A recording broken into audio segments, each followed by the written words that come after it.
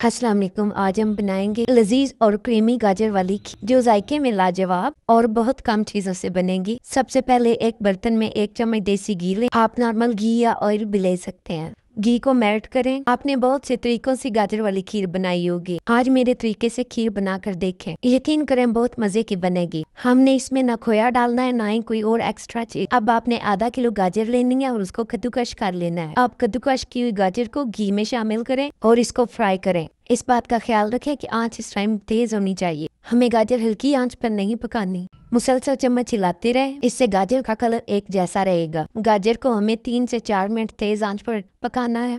अब हमने 2 लीटर दूध लेना है। दूध हमने कच्चा लेना है। इस रेसिपी में हमने बॉयल दूध यूज नहीं करना, हमें फुल फैट दूध चाहिए। अब आपने इसमें थोड़ा सा पानी ऐड करना है। आपने इसमें आधा लीटर से 1 लीटर तक पानी ऐड करना, इससे ज्यादा पानी ऐड नहीं करना। अब आपने मुसलसल चम्मच हिलाते रहना है जब तक दूध को बॉयल ना आ जाए। इस टाइम हमने दूध को अच्छी तरह बॉयल करना है। जब दूध उबल जाए आंच हल्की करके 4 से 5 मिनट के लिए पकाएं। आंच हल्की करके।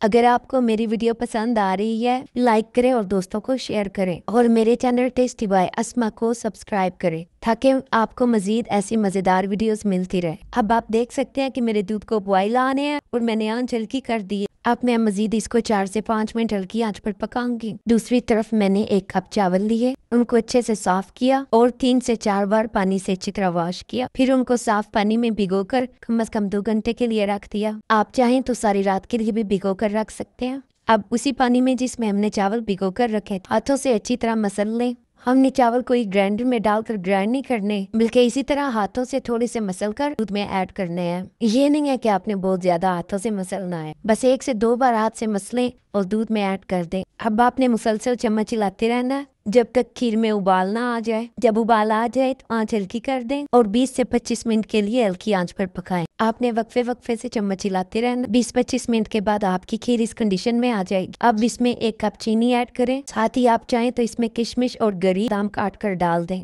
आप डालना चाहते हैं तो डाल लें वरना स्किप कर दें। चीनी डालने के बाद आपने मजीद 4 से 5 मिनट खीर को पकाना है। इस खीर को बनाते हुए टाइम थोड़ा ज्यादा लगता है लेकिन बहुत मजे की बनती है बिना खोए के। इस टाइम आपकी खीर तैयार है। आपने बहुत ज्यादा गाढ़ा नहीं करना खीर को। अब एक बर्तन में निकालें और ठंडा करके सर्व करें। कोई यकीन नहीं करेगा कि आपने सिर्फ 2 लीटर दूध से ये खीर बनाई है। आपको मेरी वीडियो पसंद आई है तो मेरे चैनल को सब्सक्राइब करें।